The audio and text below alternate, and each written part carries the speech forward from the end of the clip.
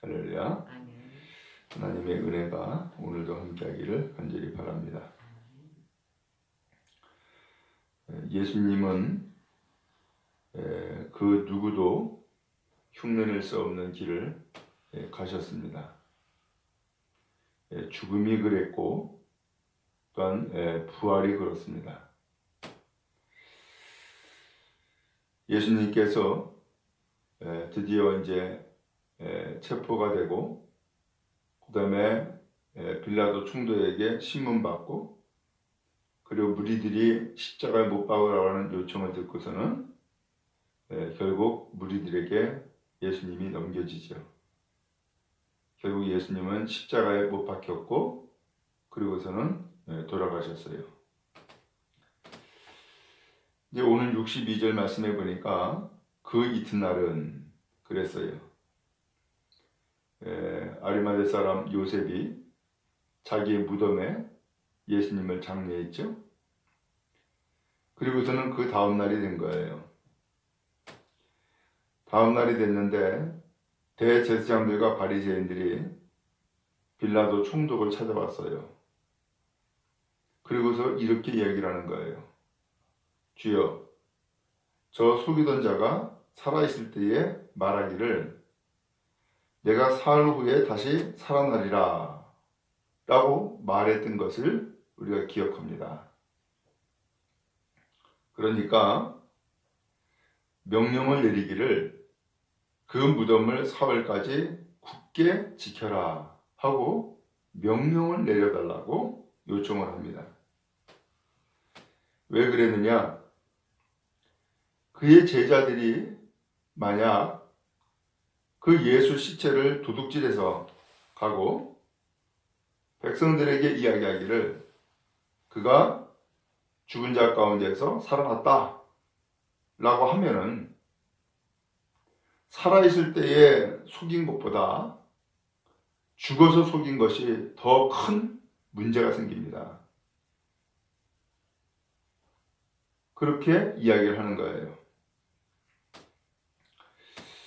자, 여기에서 그 예수님을 지칭하여 표현하기를 저 속이던 자가 라고 표현했어요.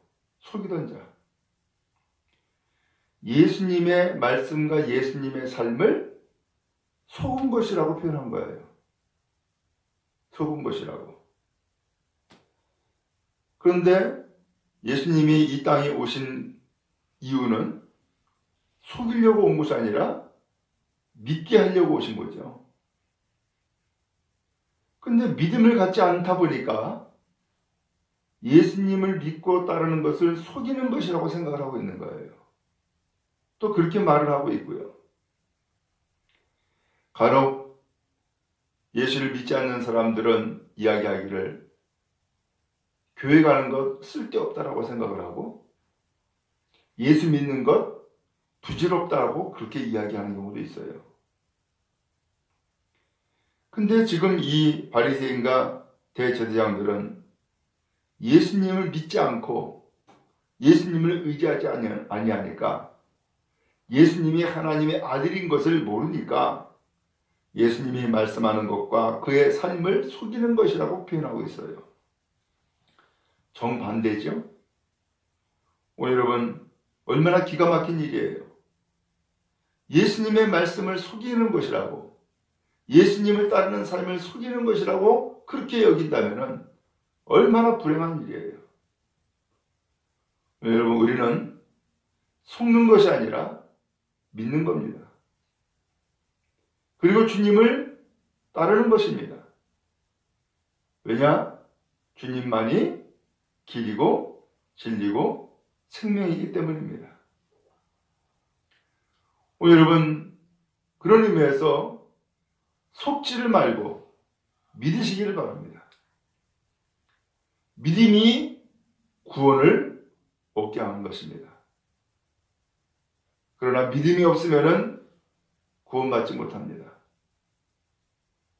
진실로 주님이 하나님의 아들이시고 오늘 우리의 그리스도가 되심을 믿고 또 의지하여서 구원받고 영생의 길을 가는 우리 모두 다 되기를 간절히 바랍니다.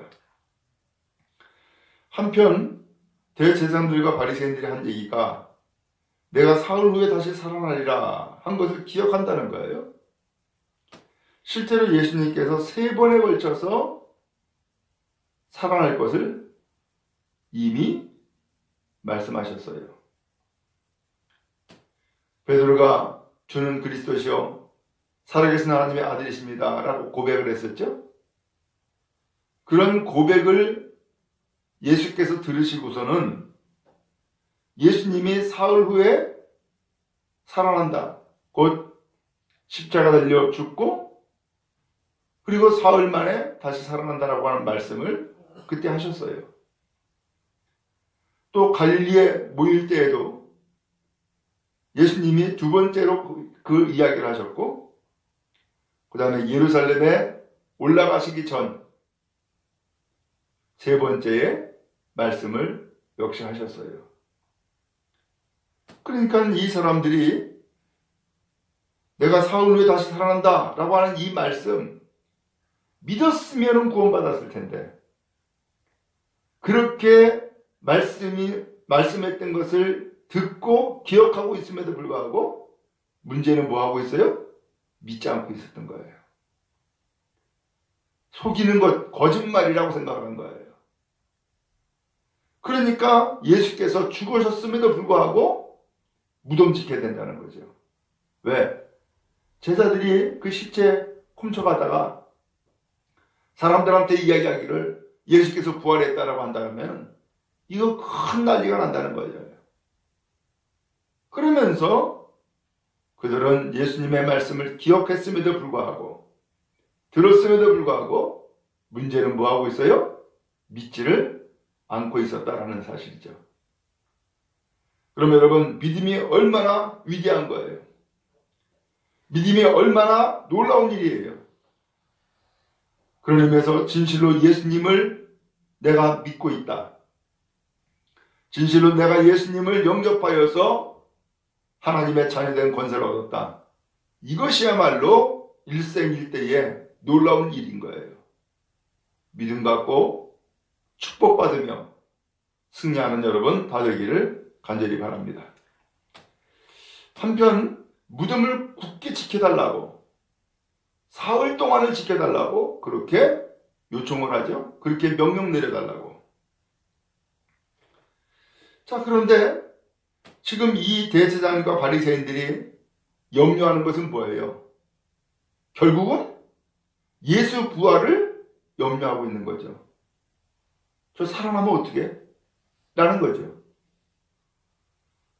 그러면은 살아난다면은 예수를 죽이는데 앞장섰던 이 사람들은 뭐가 되고 거기에 또 선동이 되어 가지고서는 십자가에 못 박으라고 외쳤던 사람들은 뭐가 되는 거예요? 그들은 분명히 얘기했었죠? 그의 피를 우리와 우리 자손에게 돌리소서. 이거 무슨 말인지도 모르고서 함부로 말을 한 거죠. 그의 피값을 이 사람들이 감당할 수 있어요? 감당 못해요. 예수의 피값을 감당할 수 있는 사람이 없어요. 그런데 그 피의 대가를 자기와 자기 자손들에게 돌리라고 함부로 이야기를 했던 거죠. 빌라도는 이 사람들의 요청을 받고서는 경비병을 내줄 테니까 가서 힘대로 굳게 지켜라 하고서는 허락을 했어요. 66절에 보니까는 대제사장들과 바리새인들 그리고 또한 경비병이 함께 가가지고서는 돌을 임봉했어요. 그리고 무덤을 굳게 지켰다라고 했어요. 근데 소용없어요. 왜요? 지금까지 예수님이 여기까지 오신 그 모든 과정들을 보면은 사람들이 아무리 막으려고 해도 막아지질 않았고, 사람들이 아무리 죽이려고 해도 예수님은 그렇게 해서 죽지 않았어요. 예수님은 그 누구도 막을 수가 없어요. 사람이 지킨다고 해서 지켜지는 것이 아니고, 사람이 막는다고 해서 막아지는 것이 아니었어요. 예수님은 자기 스스로의 길을 가신 거예요. 누가 죽인 게 아니고요. 자기의 길을 가신 거예요. 예수님은 일찍이 인자가 온 것은 섬김 받으려 함이 아니라 섬기러 왔고, 자기 목숨을 많은 사람의 대속물로 주러 왔다라고 분명히 말씀했어요. 그래서 앞서서 총독도 예수님을 살려보려고 했지만은 소용이 없었죠. 또 많은 무리들이 십자가에 못 박으라고 그러면서 외치고, 대제사장과 또한 바리새인들은 음모를 꾸미고 했지만은 그들은 그들의 계획대로 되어진 것이 아니라 하나님의 계획대로 되어진 거예요. 그래서 예수님 죽으신 거예요. 한편 오늘도 이 본문에 보니까는 그 무덤을 지키려고 대제사장과 바리새인들이 밤새 모여 의논하지 않았겠어요? 그리고서 총독 찾아와가지고서는 무덤 지켜달라고 요청을 했고, 그래서 그 군병들과 함께 무덤을 지켰어요. 근데 무슨 일이 생겼어요? 무덤은 열렸고요. 예수님의 시체는 없어졌고요. 그리고 예수님은 부활하셨어요. 이 무덤 아무리 지켜도 소용이 없는 거예요. 무덤을 지킬 것이 아니라 우리는 예수님의 말씀을 먼저 기억하고 믿음을 지켜야 되는 거예요. 그래서 이 믿음을 지키고 믿음이 도둑질에 가지 않냐하도록, 믿음이 사라지지 않냐하도록 믿음을 지키는 것이 우리의 도리이지, 무덤 지키는 거 쓸데없는 일이고 소용없는 일이 되어지는 거예요.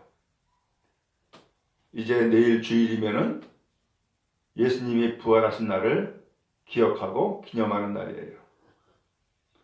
지금은 예수께서 무덤에 갇혀 있고, 또한 이 돌로 그 무덤을 봉인하여서 하물로 그 어둠 가운데 계시는 시간이지만, 오늘 이 무덤을 그렇게 해서 지키고 예수의 시체를 그렇게 지키려고 해도 소용이 없는 일이 되어지는 것을 우리가 알아요. 바라기는 무덤을 굳게 지키는 것이 아니라 믿음을 굳게 지킬 수 있길 바라고, 예수님이 오늘 우리의 모든 성도들의 마음 가운데에 살아 역사하기를 간절히 바랍니다. 주님은 주님의 길을 가십니다. 죽음도 주님의 길이고 부활도 주님의 길입니다. 주님만이 이루시는 길이었던 거예요. 주님을 끝까지 믿고 주님을 끝까지 의지하여서 승리하는 모든 성도 다 되기를 간절히 바랍니다.